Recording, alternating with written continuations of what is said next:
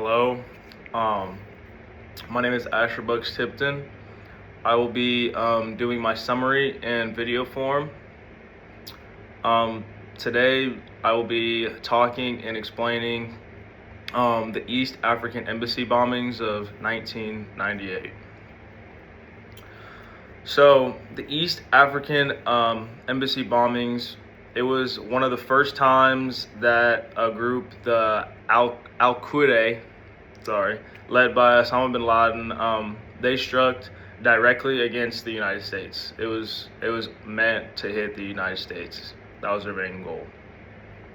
The bombings not only caused hundreds of deaths, but it also changed how the United States and the world viewed terrorism. I got some pictures I'll show you throughout. Um, Here was one of the pictures that was taken. There we go. Lots of debris, buildings gone. It wasn't a small bombing.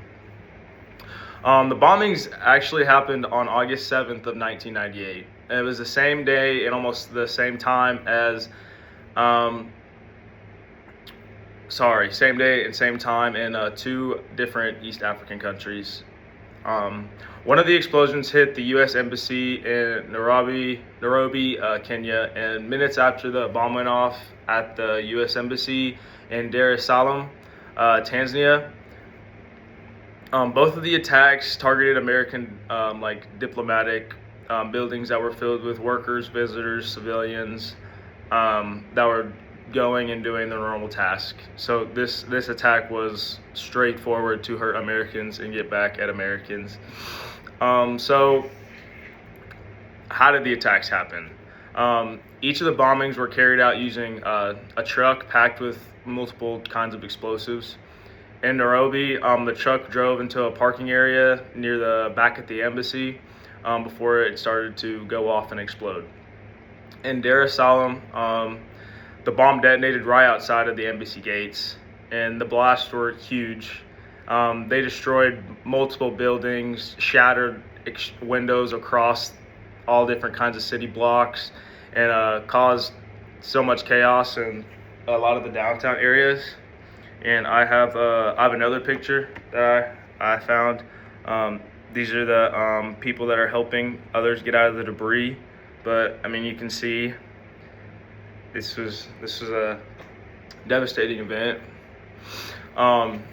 Speaking of devastating, actually more than 200 people were killed and about 4,000 of them were injured. In Tanzania, 11 people tragically passed and over 80 were hurt. The majority of the victims weren't Americans, but they were local citizens just working and passing by. Bystanders, families, kids, they were all hurt, unfortunately, in the blast. The explosions also destroyed nearby buildings, cars, and all of this stuff cost millions of dollars in damage. Hospitals were extremely overwhelmed, and rescue workers were digging through, helping people through the debris, like I just showed you in the picture.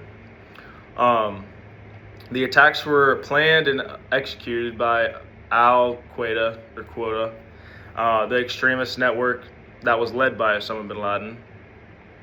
At the time, the Al-Qaeda was based mainly in Afghanistan and Sudan, but this attack showed how far they could reach beyond the Middle East, and it was met as a retaliation against the United States' involvement in a lot of the Muslim countries and in the presence of East Africa.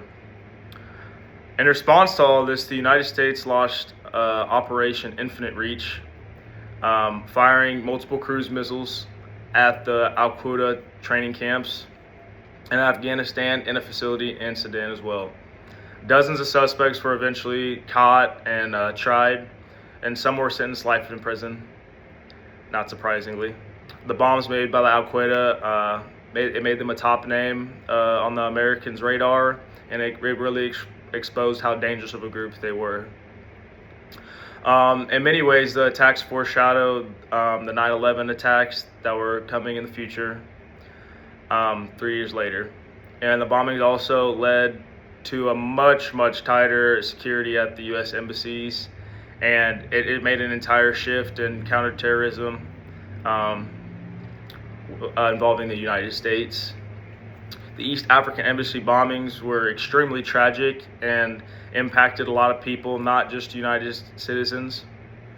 But it also served as a wake-up call for the rest of the world in the United States that global terrorism is on the rise and will remain on the rise. This also can remind us of all of the innocent lives that were lost, and this shows of how important international corporations are in fighting extreme violence and terrorism. So this was my video over the East African embassy bombings, and this concludes my video.